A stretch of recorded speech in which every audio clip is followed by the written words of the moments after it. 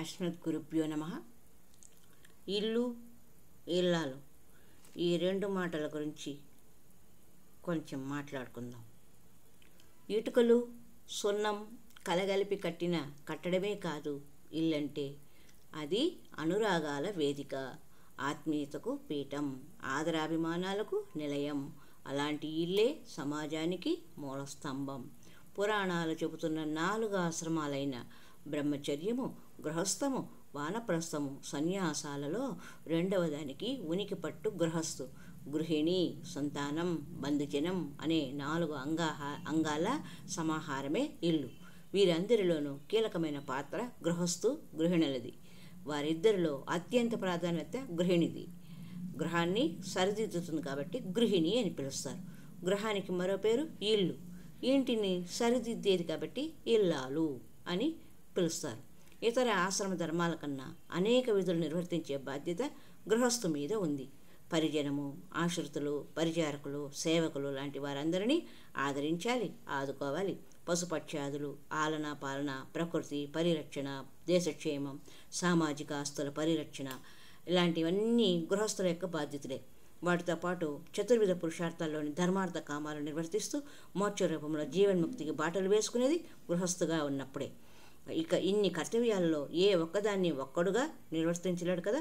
అందుకు ఇల్లాలు తోడు తప్పనిసరి. ఎందుకంటే మన వేదాలలో చెప్పినట్లు కార్యేషు దాసి, కరణేషు మంత్రి, రూపేచ లక్ష్మి, క్షమయా ధరిత్రి, భోజ్యేషు మాత, శయనేచ రంభ. పనులు చేసేటప్పుడు దాసిలాగా ఉండాలి, ఆలోచనలు ఇచ్చేటప్పుడు మంత్రిలా వ్యవహరించాలి, రూపంలో లక్ష్మిలా కనపడాలి, క్షమించడంలో ధరిత్రి అంటే భూదేవి అంత ఓపిక ఉండాలి, సహనం ఉండాలి, భోజనం పెట్టేటప్పుడు తల్లిలా ఆదరించాలి, నిద్రించే సమయంలో రంభలా ఉండాలి అని 6 రకాలైన శుభలక్షణాలు ఉన్న ఇల్లాలు కులాన్ని ఉద్ధరిస్తుంది అని పాతకాలంలోనే అమ్మాయిని ఒక ఇంటిలో నుండి తెచ్చుకునేటప్పుడు ఇలాగా ఆలోచన చేసి ఆ సద్భావనతోనే అమ్మాయిని ఇంటికి తెచ్చుకునేవారు. వాళ్ళ కుమారుడికి కోడలుగా భార్యగా తెచ్చుకుంటారు. తమ ఇంటిని, వంశాన్ని ఉద్ధరిస్తుంది అనే సద్భావనతో. అలా ఆ అమ్మాయి మెట్టనింటిలో అడుగుపెట్టి ఇల్లు, ఇల్లాలు, గృహిణి అని చక్కగా తన నిర్వర్తించిన బాధ్యతలు నిర్వర్తించి తన జీవితాంతం తన మెట్టినింటి వారికి, పుట్టినింటి వారికి గౌరవాన్ని తీసుకొని వస్తుంది. దీనివల్లనే ఇంటికి దీపం ఇల్లాలు అనే మరి ఒక మాట కూడా ఏర్పడింది. వెనకటికి ఒక కవి ఇల్లాలి గొప్పతనాన్ని చెప్తూ, ఆలయాన వెలసిన ఆ దేవుడి రీతి, ఇల్లాలే ఈ జగతికి జీవన జ్యోతి. ఆలయాన వెలసిన ఆ దేవుడి రీతి, ఇల్లాలే ఈ జగతికి జీవన జ్యోతి అని ఘంటసాల గారి పాట అది అని చెప్పి గౌరవించారు స్త్రీలను. అంతేకాదు, ఇంటిని బయట నుంచి చూడగానే కనిపించే స్థితిని బట్టి ఇల్లాలు ఎంత తీరైనదో తెలిసిపోతుందంట. కాబట్టి ఇంటిని చూసి ఇల్లాలని చూడు అని నానుడి పుట్టింది. భార్య లేని గృహస్థు ధార్మిక కార్యాచరణకు అర్హుడు కాదని సాధికారంగా శాస్త్రాలు చెబుతున్నాయి. గురుపీఠం అధిరోహించడానికి, ధార్మిక కృత్యాలు నిర్వర్తించడానికి, బోధనలు చేయడానికి అతనికి అర్హత లేదని చెబుతున్నాయి. అంటే భార్యావిహీనుడు, భార్య లేకపోతే అతను ఇలాంటి పనులన్నీ చేయకూడదని శాస్త్రాలు నిషేధించింది. సీతాదేవి దగ్గర లేకపోవడం వల్ల, అంటే అడవికి పంపినందువల్ల శ్రీరాముడు కూడా అశ్వమేధ యాగం చేయడానికి అనర్హుడయ్యాడు. ఆ సమయంలో వశిష్ఠుల వారు సీతాదేవిని బంగారు ప్రతిమగా చేసి పక్కన ఉంచుకొని పూజ చేయమని, యాగం పూర్తి చేయమని సలహా ఇస్తారు.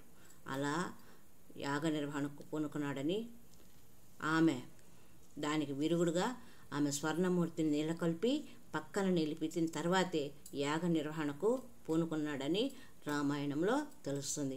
వశిష్ఠుడు గొప్ప తపస్శాలి అయినప్పటికీ అతడి ఇల్లాలైన అరుంధతి వలన ఆయన ప్రఖ్యాతుడయ్యాడు. వారిద్దరి అన్యోన్యత లోక ప్రసిద్ధం. అంత అధర్మంగా, అంత ఆదర్శంగా దంపతులు ఉండాలి అనే ఉద్దేశంతోనే పెళ్లిలో వధూవరులకి అరుంధతి నక్షత్రాన్ని చూపుతారు. తన భర్త ప్రాణాలు తీసుకుపోతున్న యమధర్మరాజుని మెప్పించి భర్తని ప్రాణాలను తిరిగి సంపాదించి అతన్ని బతికించుకునేందుకు ఎంతో చాతుర్యం చూపిన ఇల్లాలు సావిత్రి. భర్త కుష్ఠరోగి అయినప్పటికీ అసహ్యించుకోకుండా అతడి రోగాన్ని బాపడానికి కృషి చేసి ఆరోగ్యవంతుని చేసిన ఉత్తమ ఇల్లాలు సుమతి. గృహస్థులకే కాకుండా తపస్సు చేసుకోవడానికి ఆశ్రమవాసం చేసే మునులకి మునిపత్నుల రూపంలో ఇల్లాలి తోడు తప్పనిసరి.